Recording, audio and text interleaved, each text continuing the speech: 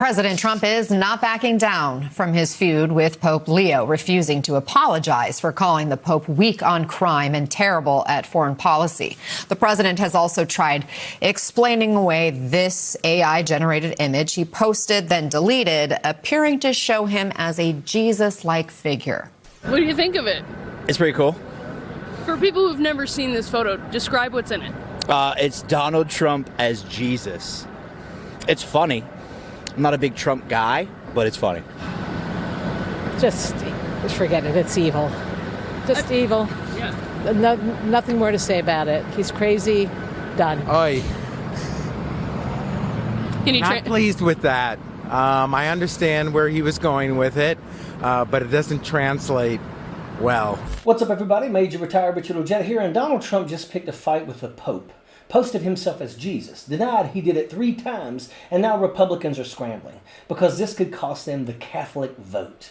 I did post it, and I thought it was me as a doctor and had to do with Red Cross as a Red Cross worker there, which we support. It would be best for the Vatican to stick to matters of morality, to stick to matters of what's going on in the Catholic Church, and let the President of the United States stick to dictating American public policy. But when they're in conflict, they're in conflict. I don't worry about it too much, Brett. I think it's a natural thing. I'm sure it'll happen in the future, and it's not that big of a deal that it happened in the past. As I said, we spoke to some people who were in church this morning, and we also spoke to others who were here who told us that they understood that President Trump needed to take action in Iran. In fact, some of them were in support of that action, but they simply felt that his fight and his back and forth with the Pope, as well as the Vice President's comments about the Pope, suggesting that the Pope should be careful when speaking about theology, were really disappointing and just a talking point they should have never picked up. I don't think it helps the president at all. I think it's colossally stupid, and I say that as a Catholic and as a person who voted for Trump, but I think that it's just not the battle to pick. I think it's just an uncomfortable moment, and I think there's better ways to address dialogue, and I would rather see him try to come to some accord with the Holy Father and with the Church's position. I do think that things needed to be done in Iran. Do you think that the president engaging in this kind of thing hurts him with his supporters? Yes, I do. Yeah. I do. Yeah. What would you like to see him do? Back off and kind of calm down his little bitty tiny big streak of a little meanness here and there.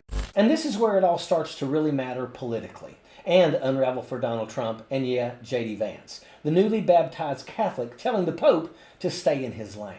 Because the Catholic vote in this country has leaned Republican for decades. Issues like abortion, faith, traditional marriage, tradition. That's been the backbone of the voting bloc for generations. And in this close elections, that group can make the difference. But now you've got Donald Trump picking a fight with the Pope over something like this. None of this is good for anybody except Donald Trump.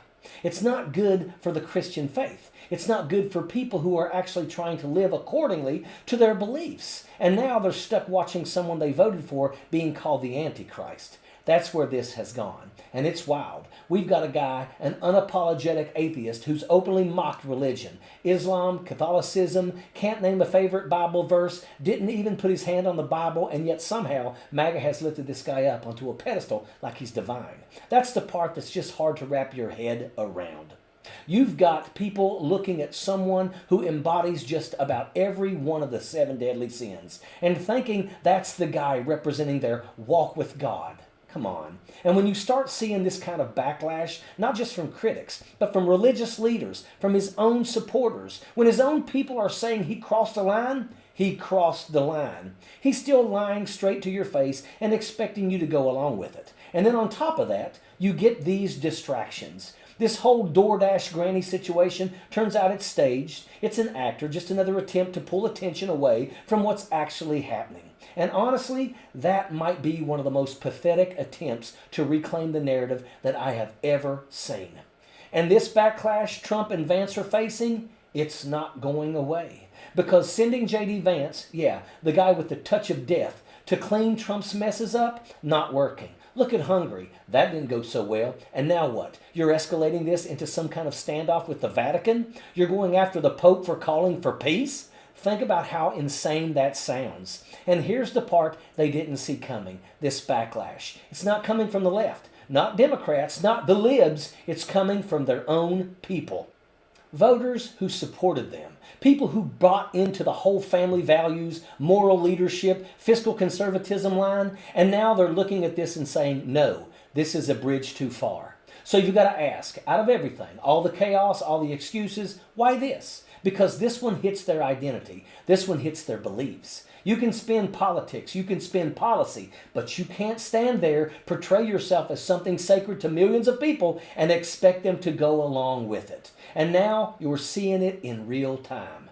The same people who defended him finally saying, this isn't right. Maybe this is the moment some people wake up. Maybe something they heard a long time ago about compassion, about truth, finally will break through.